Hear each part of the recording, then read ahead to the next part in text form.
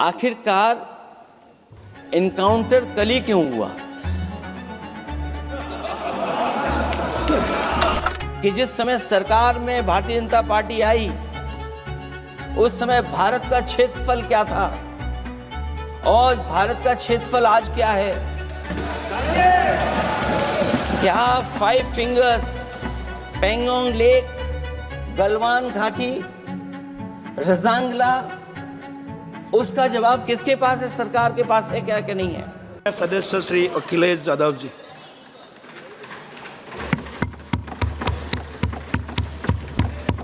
माननीय सभापति जी,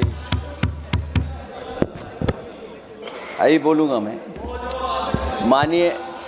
बताऊँगा, मैं उस पर ही बोलूँगा। माननीय सभापति, मैं धन्यवाद देता हूँ आपको कि आपने मुझे बहुत महत्वपूर्ण विषय पे बोलने का मुझे मौका दिया। अभी मैं तमिलनाडु की डीएमके की माननीय सदस्य कानिमोझी जी को मैं सुन रहा था और उन्होंने मैं उनको धन्यवाद देता हूं कि कई महत्वपूर्ण बातें उन्होंने रखी और अभी भी उनको अपनी अच्छी बातों के लिए बधाई मिल रही है। हमें खुशी है इस बात की कि विपक्ष में जो लोग हैं उनको बधाई मिल रही है, लेकिन सत्ता पक्ष के लोग जब बोल के जा रहे हैं तो उनके सदस्य भी उन्हें बधाई नहीं दे रहा कोई।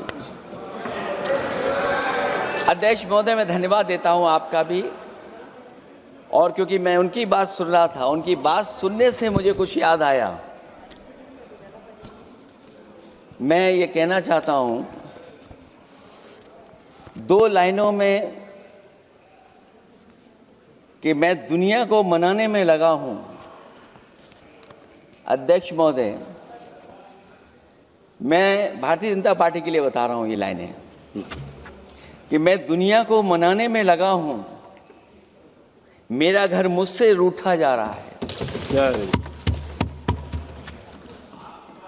मैं दुनिया को बनाने में लगा हूं, मेरा घर मुझसे रूठा जा रहा है।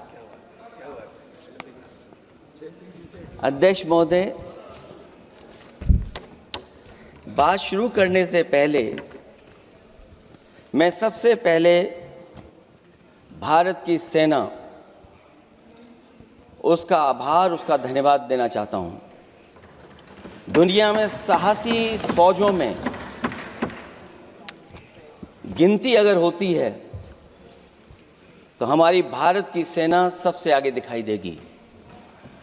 उनके पराक्रम पर, उनकी वीरता पर, उनके अदम्य शौर्य पर हमें सबको गर्व है। कोई ऐसा भारतीय नहीं होगा जिसको गर्व न हो। हमें अपनी फौज पर गर्व है और हमें इस बात के लिए भी गर्व है कि जब सेना ने अपना ऑपरेशन शुरू किया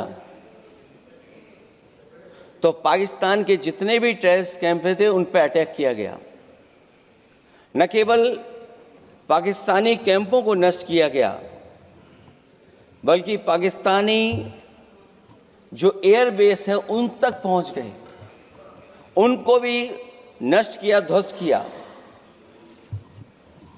और जब हमारी फौज पाकिस्तान को हमेशा हमेशा के लिए एक पाठ पढ़ा सकती थी,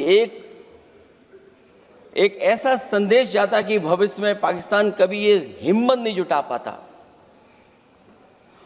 और ऐसा भी लगा हम लोगों को,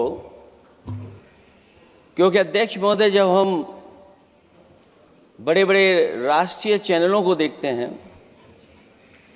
तो उन चैनलों से ये लग रहा था कि कराची हमारा हो गया है, लाहौर हमारा हो गया है। किसी चैनल ने किसी को ये भी बताया कि हमने उनको पकड़ भी लिया है। जो कमेंट्री, जो विजुअल्स थे, वो ऐसा लग रहा था कि अध्यक्ष महोदय अब पीओके हमारा हो जाएगा। हालांकि सरकार के इंजनों को मैं टकराता हुआ देखता हूं।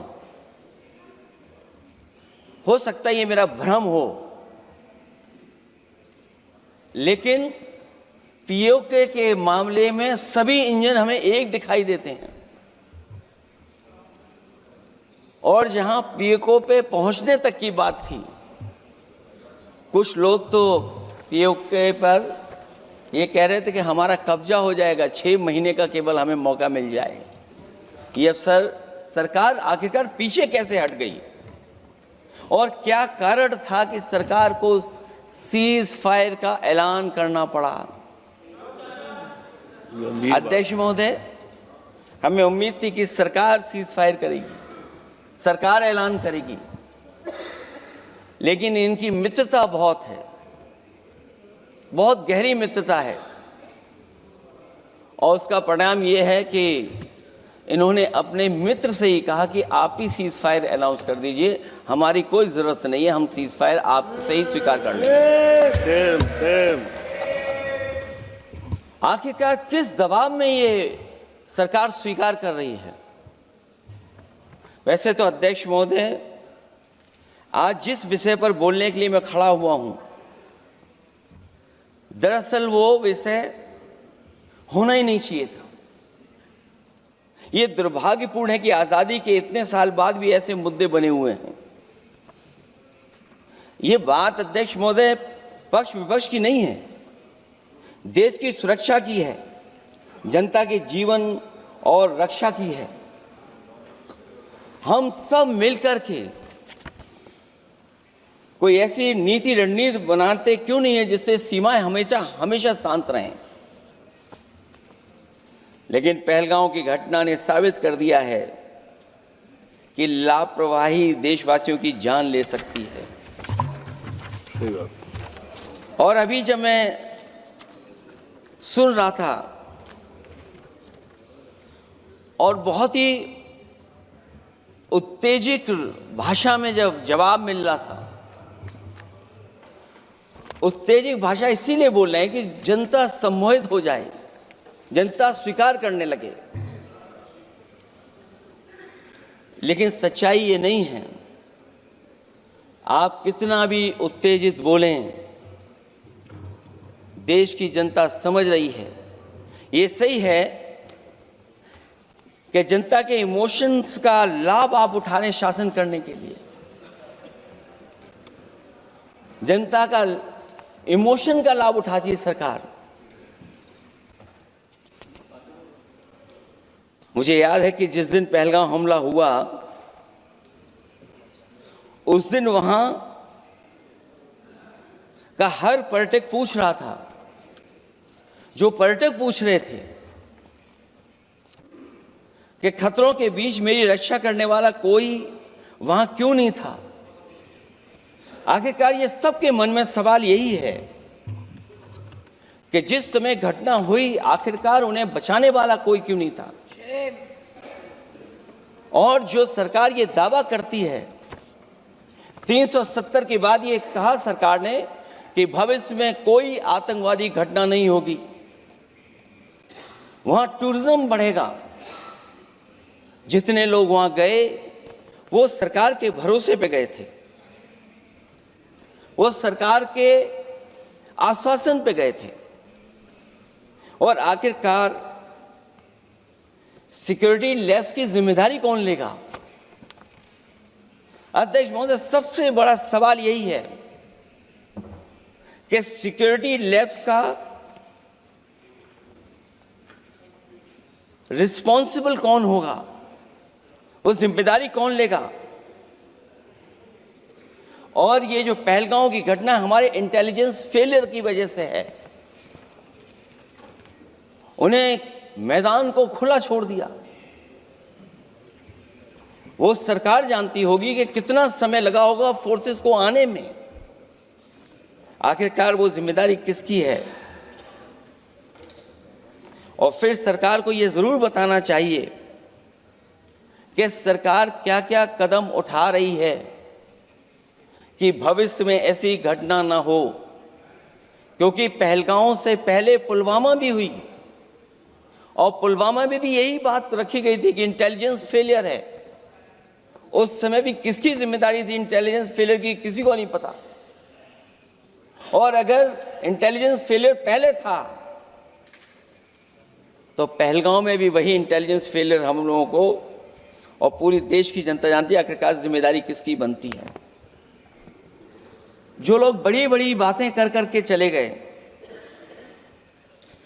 कम से कम देश के सामने एक सबसे महत्वपूर्ण सवाल, उसका जवाब सरकार की तरफ से आना चाहिए, क्योंकि हमारी सीमा पर जो सुरक्षा है, जो रक्षा करने वाले हमारे सेना के लोग हैं, वो हमारी सीमाएं सुरक्षित रखते हैं। लेकिन हमारे भारत का क्षेत्रफल क्या है,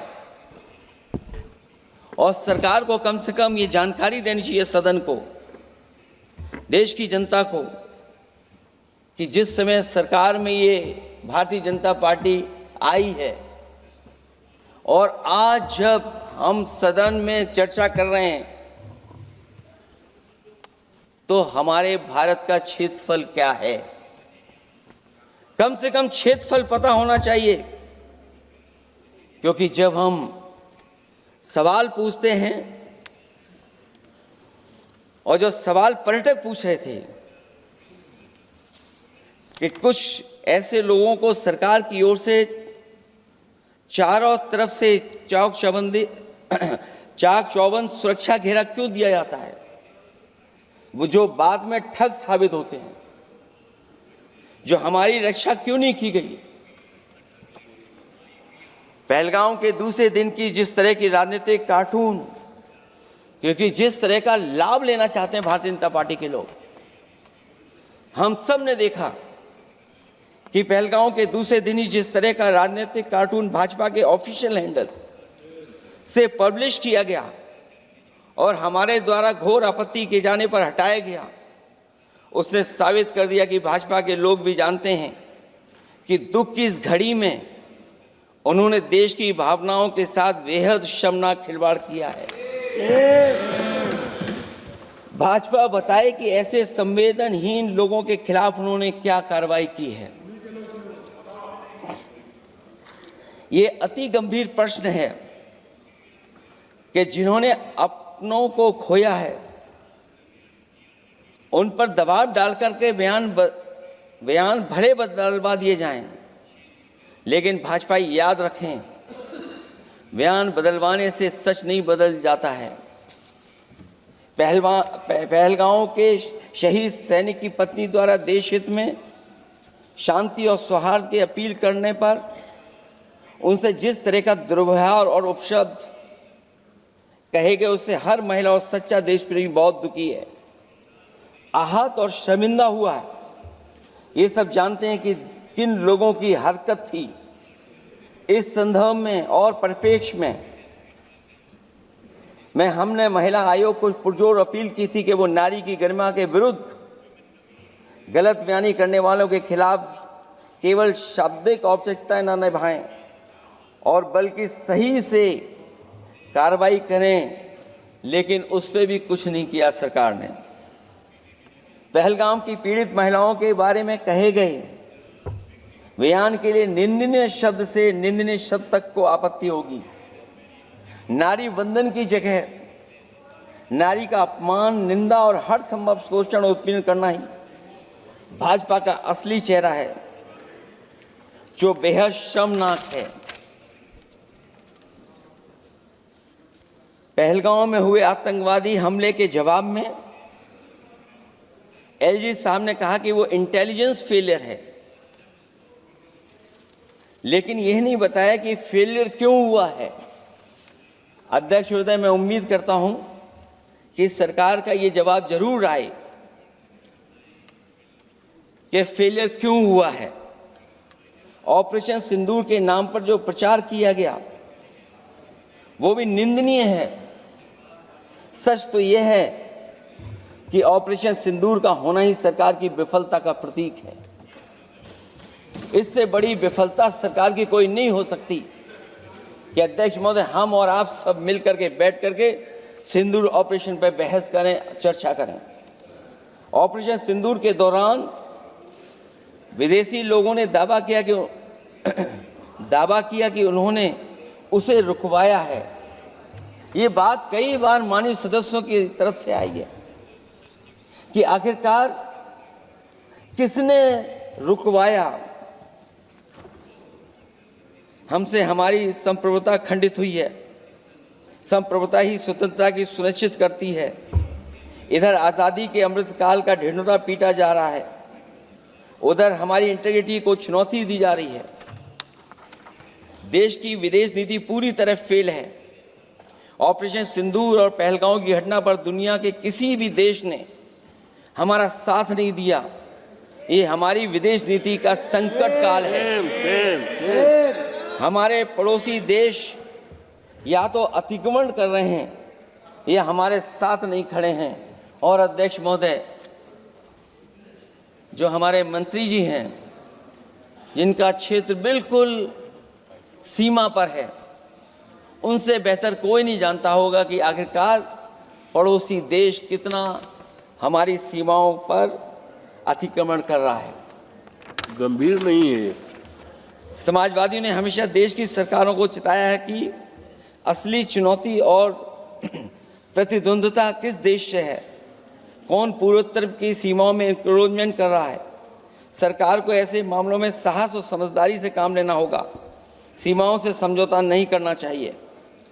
आज सरहदों के साथ देश के कारोबार को भी चुनौती मिल रही है।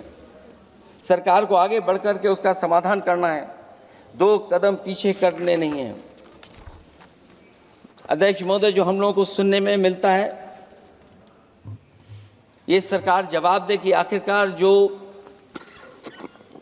पाकिस्तान है उसके पीछे कौन सा देश खड़ा है। आखिरकार हमें चीन से उतना ही खतरा है जितना हमारे देश में आतंकवाद से खतरा है। सरकार की जो नीतियां हैं, सरकार के जो फैसले हैं, वो कहीं न कहीं ऐसे हैं जो हमारा सीमाओं का अतिक्रमण कर रहा है, उसी की व्यापारिक गतिविधियों में मदद करने का काम करते हैं। सरकार को अपनी आर्थिक नीतियों के लिए गंभीरता से पुनर्विचार करना होगा। हमारा व्यापार कारोबार मजबूत होगा तो कोई हमें चुनौती नहीं दे पाएगा। बात केवल $1 ट्रिलियन की नहीं, बल्कि देश की सुरक्षा और आत्मनिर्भरता की होनी चाहिए। एक तरफ स्वदेशी की नीति को इस प्रकार सरकार ने ताक पर फ्री ट्रेड की बात की है, तो दूसरी तरफ मैन्युफैक्चरिंग की जगह देश को ट्रेडर कंट्री बनाकर छोड़ दिया है। यही देश के बेरोजगारी की वजह भी है। ट्रेडर्स की मुनाफाखोरी और चंदा वसूली की वजह से महंगाई बढ़ रही है। आर्थिक मामलों में ये सरकार पूरी तरह फेल हो चुकी है। भ्रष्टाचार के कारण हर जगह सड़कें और पुल ध्वस्त हो रहे हैं, टंकियां गिर रही हैं और करप्शन जगह जगह लीक होकर के टपक रहा है।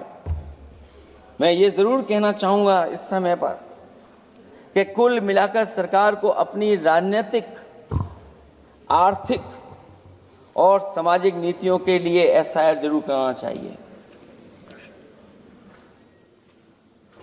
सरकार को अपनी राजनीतिक, आर्थिक और सामाजिक नीतियों के लिए एफआईआर लाने की ज़रूरत है।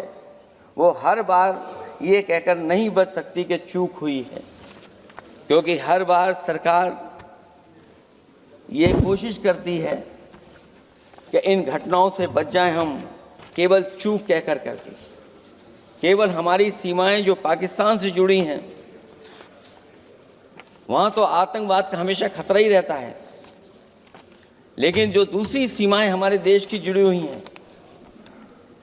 उनसे भी हमारे देश को लगातार खतरा बढ़ता चला रहा है। आज अपनी सीमा की स्थिति गलवान से पहले की स्थिति तक भी नहीं लौटी है। जो पहले स्थिति थी वहाँ ये सरकार नहीं पहुँच पाई है। वास्तविक में नियंत्रण रेखा के कई क्षेत्रों में महत्वपूर्ण बफर जोन जब भारतीय गश्ती के लिए उपलब्ध नहीं है, तो पूर्वी लद्दाख में अतिरिक्त भारतीय तैनाती जारी है, जिससे सेना को सैनिकों की भारी कमी का सामना करना पड़ रहा है। हमें उम्मीद है कि जब इतने महत्वपूर्ण समय पर बहस हो रही है, तो सरकार अपनी अग्निवीर वाली योजना को वापस लेने का काम करेगी, जिससे कम से कम सेना की कमी, हमें सेना को पूरी की पूरी सेना मिल सके। जनवरी में अपनी वार्षिक प्रेस वार्ता में जब सेना प्रमुख ने से ये पूछा गया तो उन्होंने जवाब डालते हुए कहा कि गश्ती से जुड़े फैसले अब स्थानीय कमांडरों पर छोड़ दिए गए हैं। जैसे भारत की सीमाओं की पवित्रता अब राजनीतिक नेतृत्व का नहीं बल्कि स्थानीय सेवा अधिकारियों का मामला रह गया है। इस पे भी सरकार को बहुत गंभीरता से सोचना पड़ेगा कि जहां लगातार हमारी सीमाओं का एनक्रोचमेंट हो रहा है।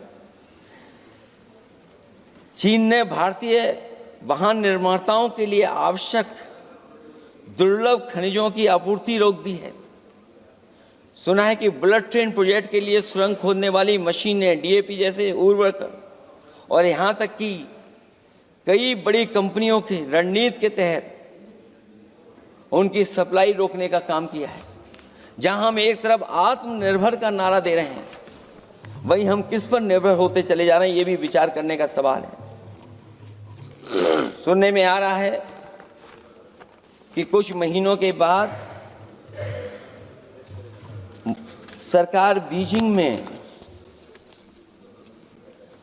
मंत्री अधिकारी सब मिलकर के कोई बहुत बड़ी मीटिंग होने जा रही है। कहीं ऐसा तो नहीं है जो कूटनीतिक भागदौड़ चल रही है, कहीं कोई हमारी कमजोरी तो नहीं उजागर कर रही है। इसलिए जहां हमें पाकिस्तान से खतरा है, उसकी सीमाओं से हमारा आतंकवाद आ रहा है, वहीं जो उसके पीछे खड़ा हुआ देश चीन, उससे भी हमें सावधान रहना पड़ेगा। और अध्यक्ष महोदय, हम सब समाजवादियों ने कई मौकों पर ये बात रखी और कही कि हमारा खतरा पाकिस्तान से नहीं है, हमारा खतरा है चीन से। न केवल वो हमारी जमीन छीन रहा है समय समय पर, बल्कि हमारे बाजार को भी छीनने का काम कर रहा है। इस सरकार को कहीं न कहीं आतंकवाद को और पाकिस्तान को लगाम लगाने के लिए 10 या 15 साल का ऐसा फैसला लेना चाहिए जिससे कि वहां से हमारा कारोबार कम होता चला जाए।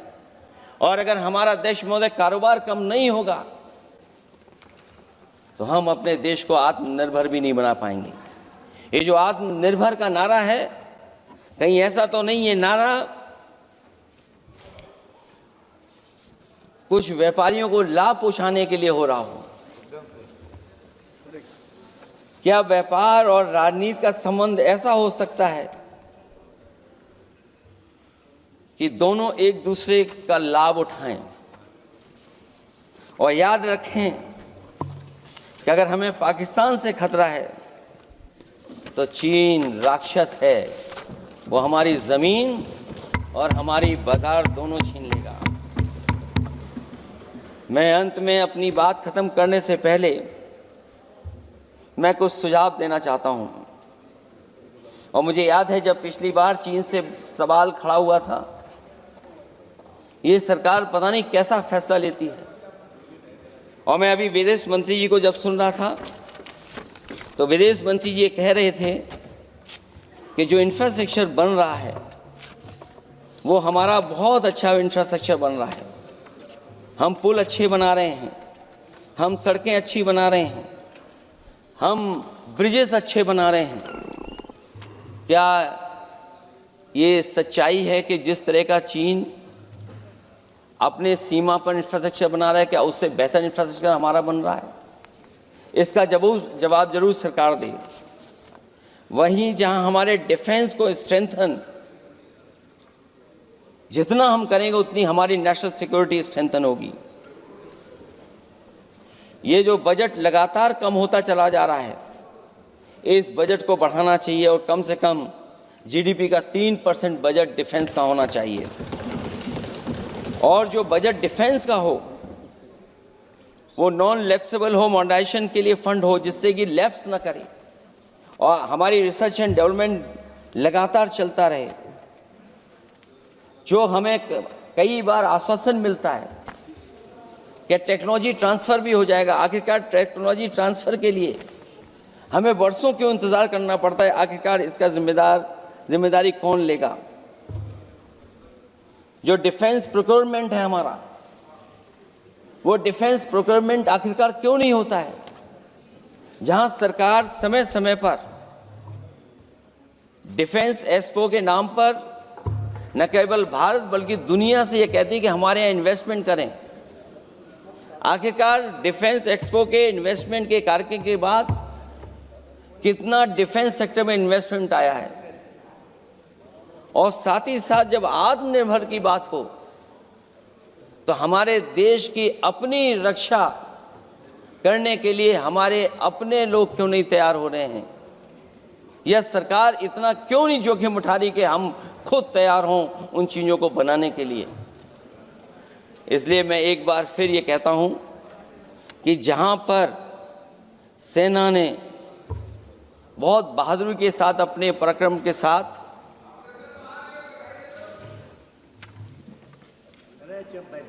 पराक्रम, वीरता और अदम्य शौर्य की जो उन्होंने परिचय दिया, उसके लिए फौज को मैं बधाई देता हूं। लेकिन अभी जब मैं सुन रहा था, ये जो अभी आतंकवादी मारे गए हैं, आतंकवादी मारे जाते हैं, हम सब पक्ष में हैं, लेकिन हर जगह राजनीतिक लाभ आखिरकार कौन उठा रहा है? क्योंकि मैं अपनी बात खत्म कर रहा था, अध्यक्ष महोदय ये पूछ रहे हैं कि आज महादेव ऑपरेशन पे मैं धन्यवाद क्यों नहीं दे रहा हूं? अध्यक्ष महोदय, जिस समय समर्थन की बात आई, पूरे देश के जितने भी राजनीतिक दल हैं वो आपके साथ थे। आखिरकार इनकाउंटर कल ही क्यों हुआ?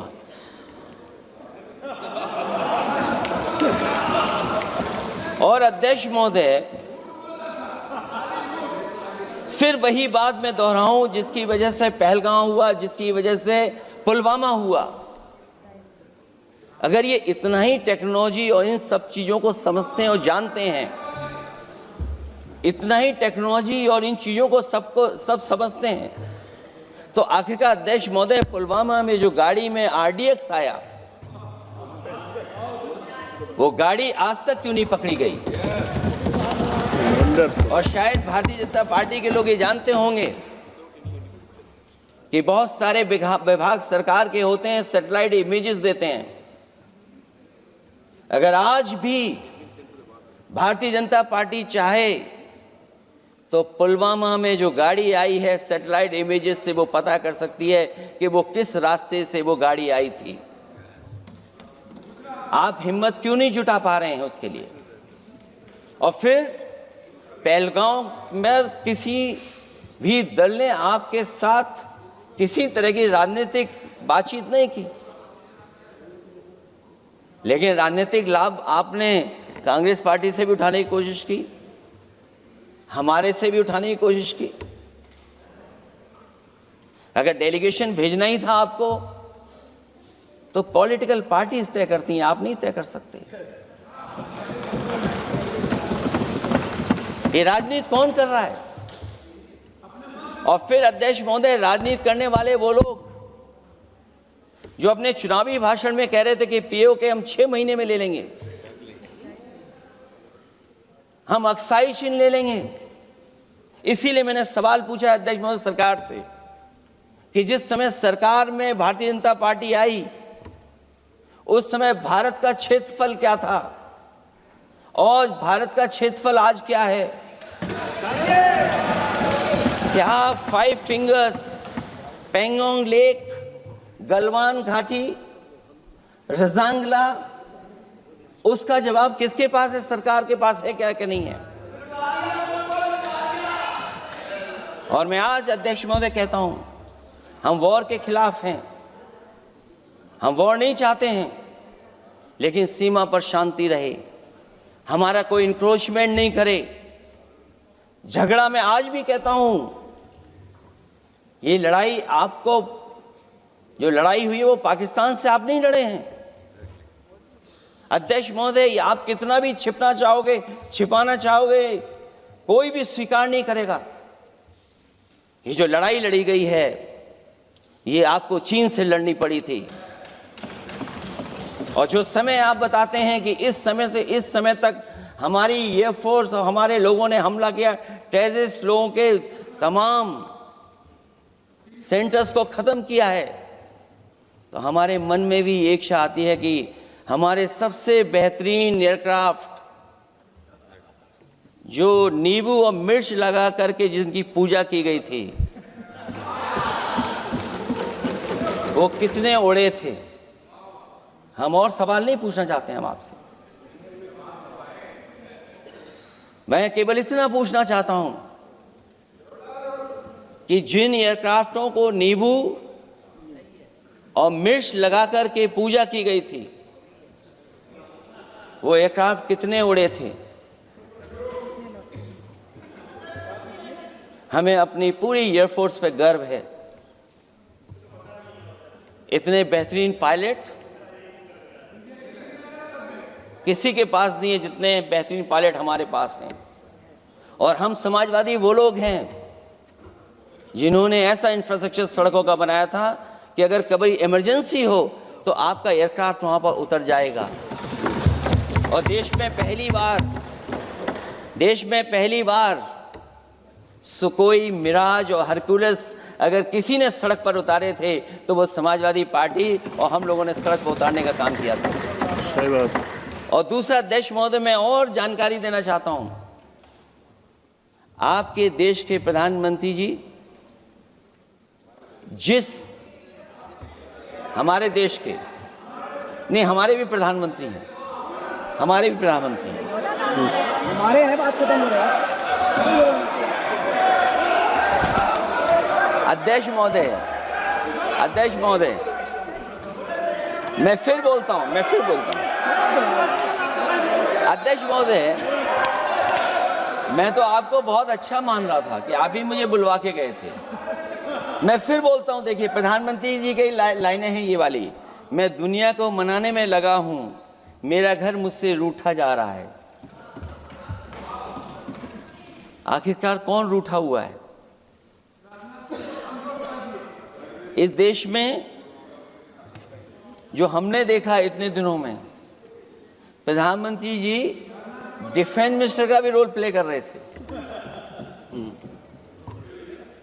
इसलिए जिस सड़क पर हमारे देश के प्रधानमंत्री जी हरकुलस विमान से उतरे थे, वो हाईवे किसी ने डिजाइन किया था तो समाजवादी लोगों ने डिजाइन किया था।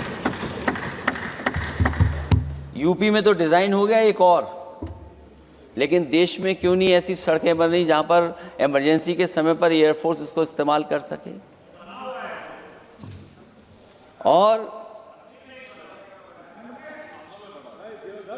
और बनाइए, मैं तो कहूंगा कि और बनाइए, मैं तो कह रहा हूं। और जिस तरीके से हमारी सेना ने जो मुकाबला किया है, सीज फायर के बाद भी ड्रोन आ रहे थे, ये भी सरकार को स्वीकार करना पड़ेगा। आखिरकार सवाल ये है हमारा कि सीज फायर किसके दबाव में किया है और सीज फायर क्यों किया जब हमारी फौज पीओके को भी ले लेती और पाकिस्तान के भी।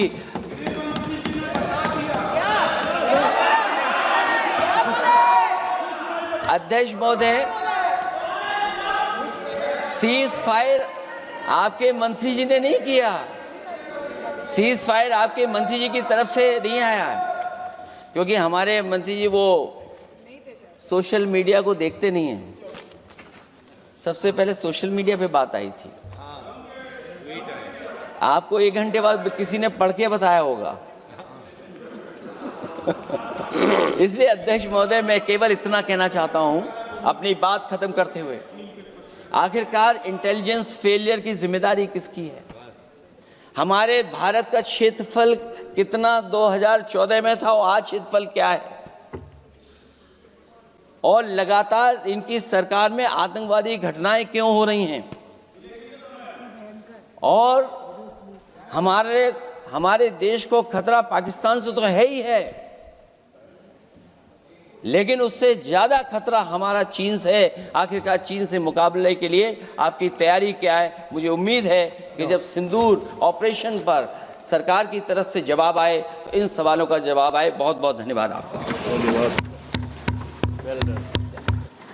छोटा सा क्लैरिफिकेशन, अखिलेश जी ने बोला, मैं उसका भाषण पे नहीं जा रहा हूँ।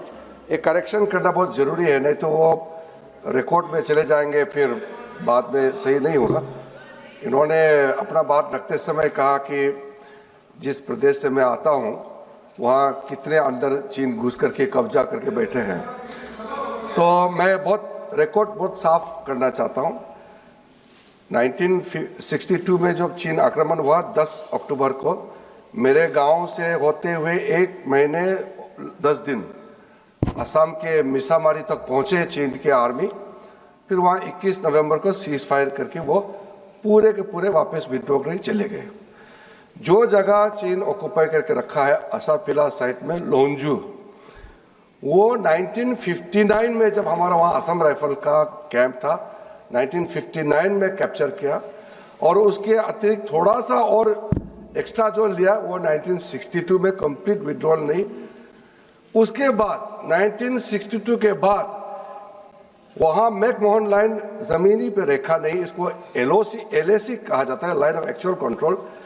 1 इंच, कई सरकार आए हैं 1962 के बाद अरुणाचल प्रदेश में 1 इंच चाइना ने एक्स्ट्रा ना अंदर घुसा है ना जमीन लिया है। ये रिकॉर्ड क्लियर होना चाहिए। ओके।